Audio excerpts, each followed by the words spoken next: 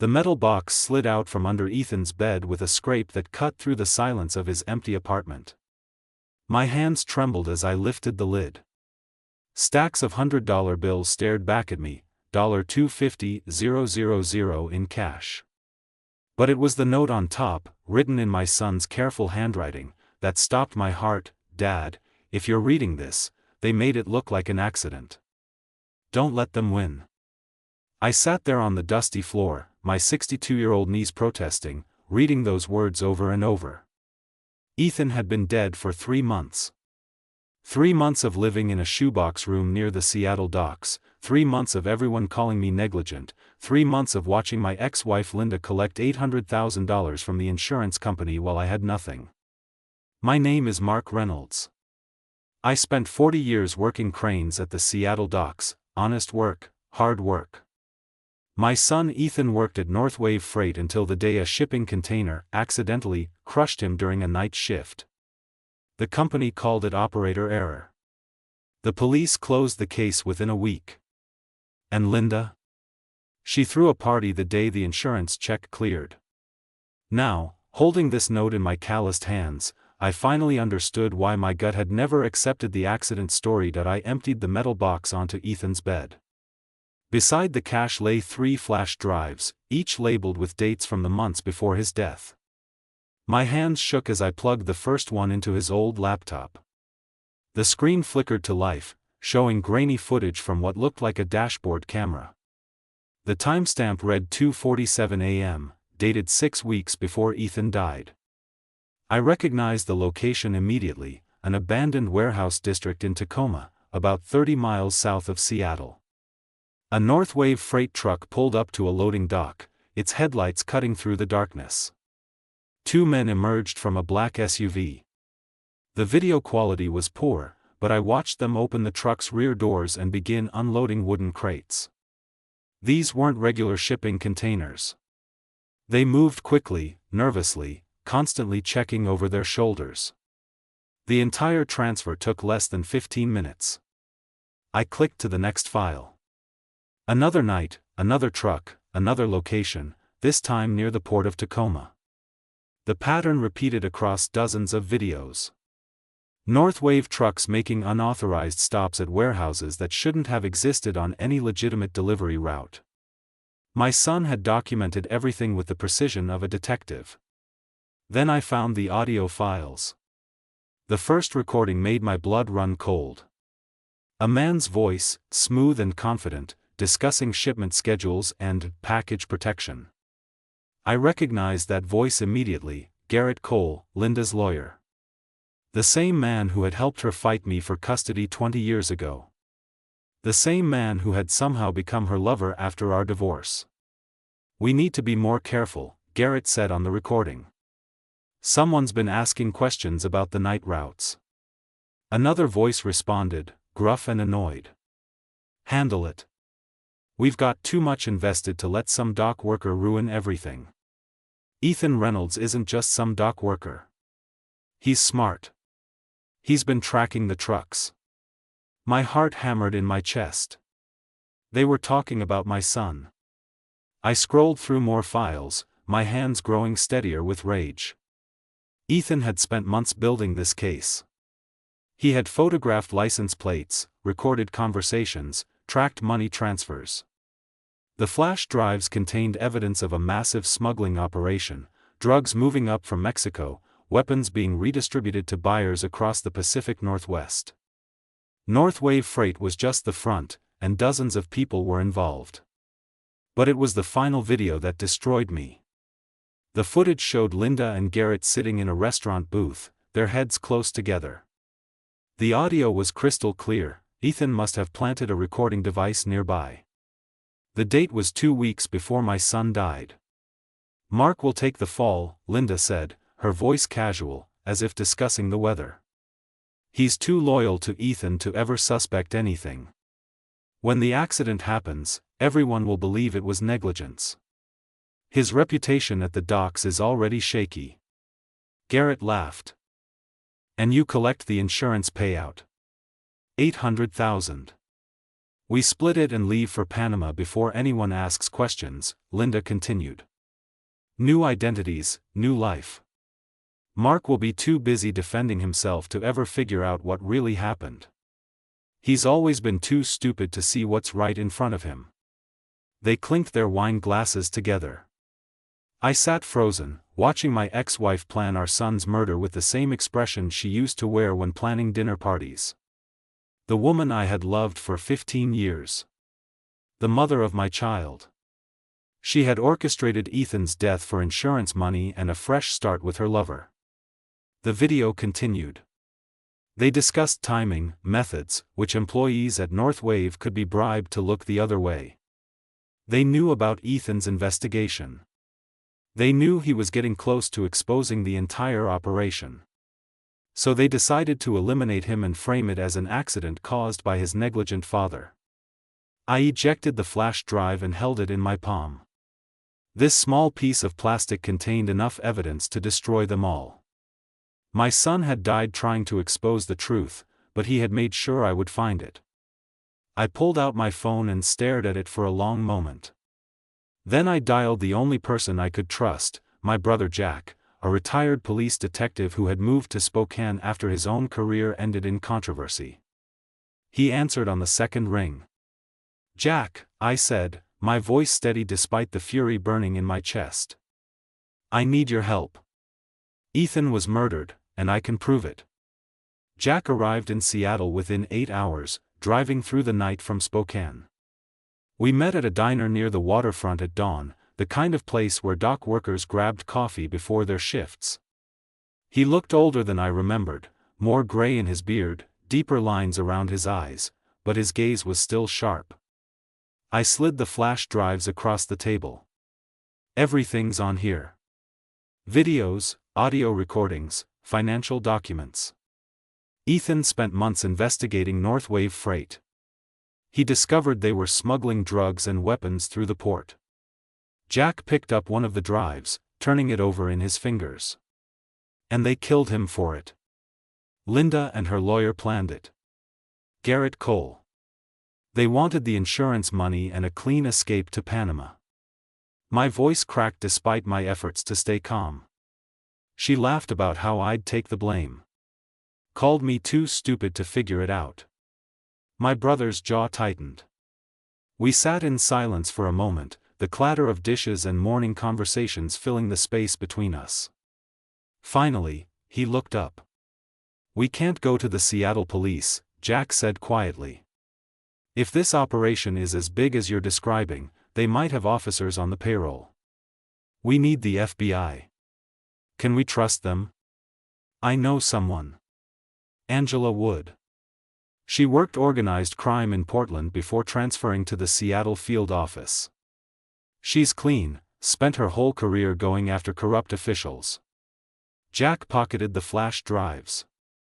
"But Mark, once we do this, there's no going back. These people killed Ethan.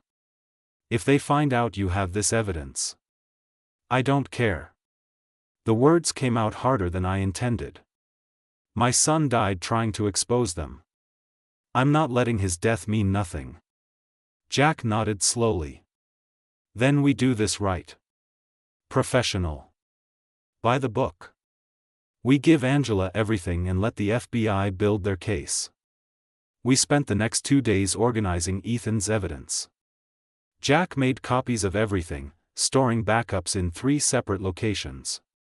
He created a timeline of events, cross-referencing the videos with shipping manifests he obtained through old contacts at the Port Authority.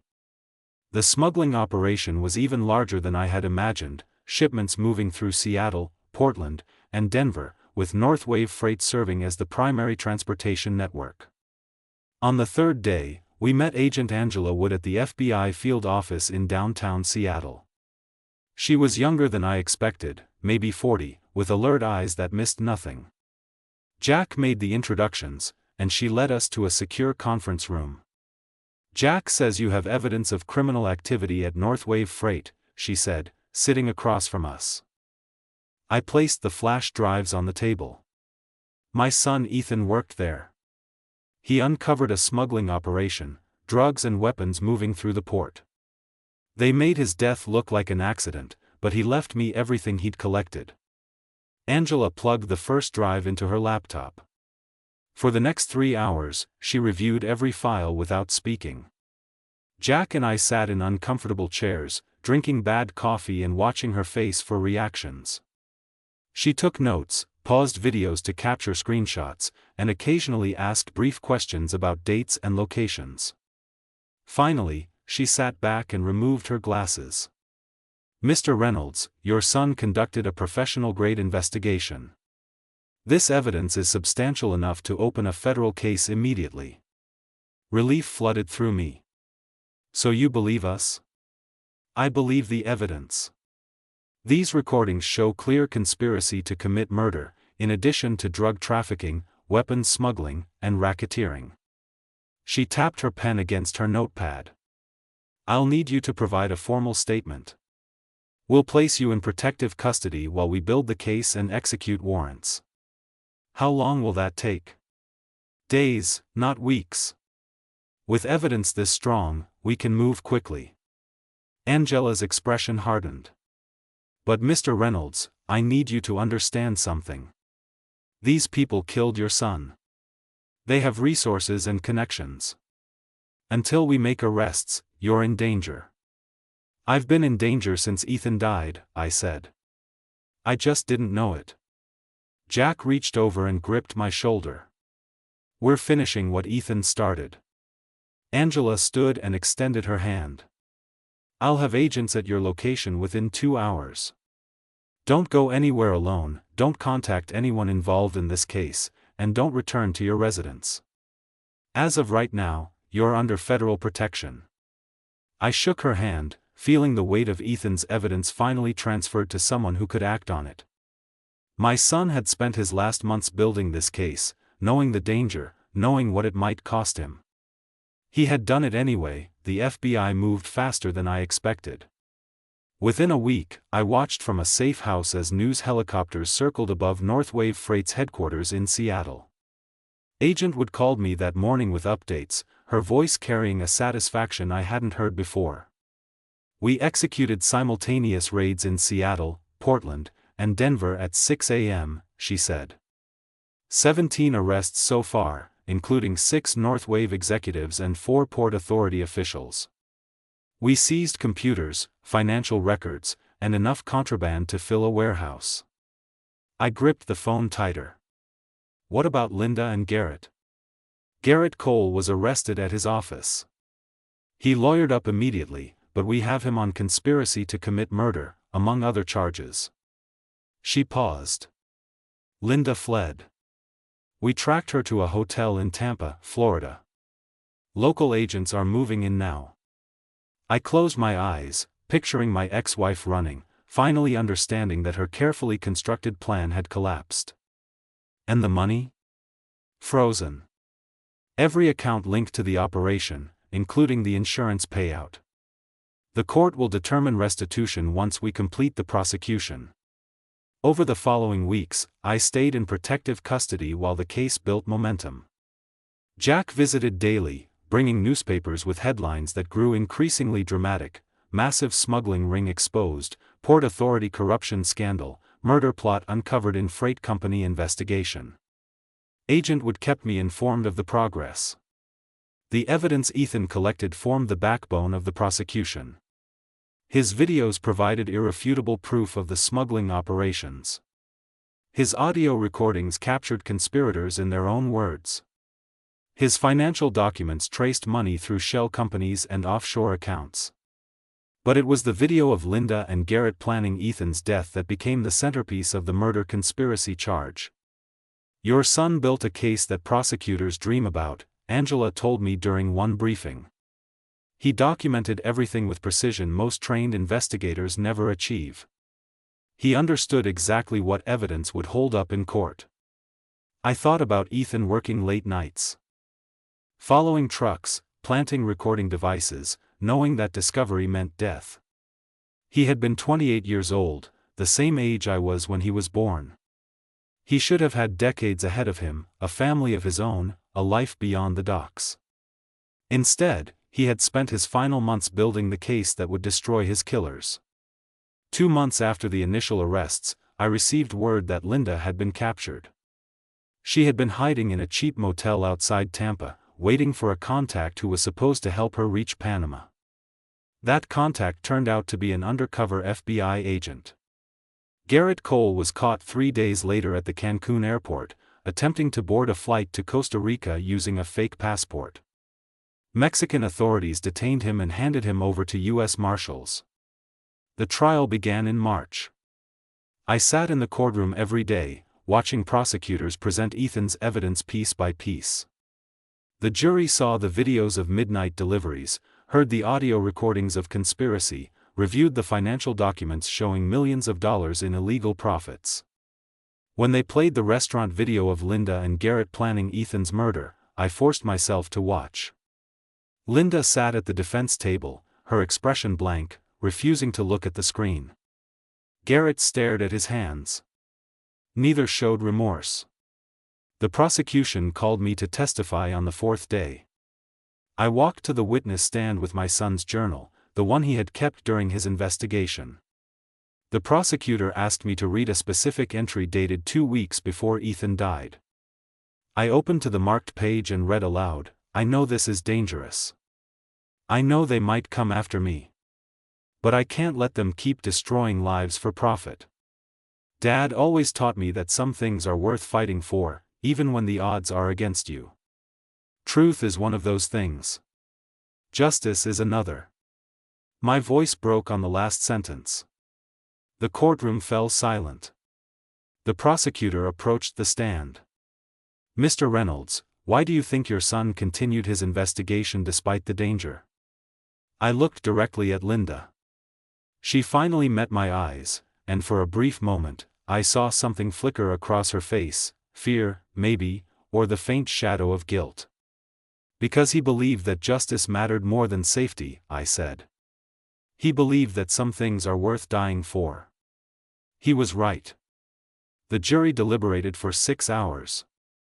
They found Linda, Garrett, and 14 co-conspirators guilty on all counts. Linda received 25 years for conspiracy to commit murder, racketeering, and fraud. Garrett got 30 years. The others received sentences ranging from 5 to 15 years. The restitution hearing took place 6 months after the trial ended. I sat in the same courtroom where Linda and Garrett had been convicted, this time facing a different judge who would determine what happened to the seized assets and frozen accounts. The prosecution presented a detailed accounting of the criminal enterprise's finances. Over 4 years, the smuggling operation had generated approximately $12 million in illegal profits. The court had frozen accounts containing nearly $8 million, including the $800,000 insurance payout Linda had collected after Ethan's death. My attorney argued that I deserved compensation for the destruction of my reputation, the loss of my home, and the emotional damage caused by Linda's conspiracy. But more importantly, he emphasized that Ethan's investigation had been instrumental in dismantling a criminal organization that had corrupted multiple institutions. The judge took 2 weeks to issue his ruling. When the decision came, it exceeded anything I had hoped for. The court awarded me $3 million in restitution, the insurance payout, compensation for damages, and a portion of the seized criminal assets. The remaining funds would be distributed among other victims and allocated to law enforcement agencies that had participated in the investigation. I stood outside the courthouse afterward, feeling the weight of that number. $3 million. More money than I would have earned in a lifetime working the docks. But it felt hollow without Ethan there to see justice served. Jack found me sitting on a bench near the waterfront that evening. He handed me a beer and sat down beside me, both of us watching cargo ships move through Elliott Bay as the sun set behind the Olympic Mountains. "What are you going to do with the money?" he asked. I had been thinking about that question since the judge's ruling. The money could buy a house, fund a comfortable retirement, erase decades of financial struggle. But every time I imagined spending it on myself, I saw Ethan's face in that final video, heard his voice on those recordings, remembered the entries in his journal about fighting for something bigger than himself. "I'm going to create a foundation," I said. "The Ethan Reynolds Foundation. It will help families destroyed by corporate corruption, people who lose loved ones to negligence or criminal activity and can't afford legal representation. It'll fund investigations, support whistleblowers, provide resources to expose the truth." Jack nodded slowly. He would have liked that.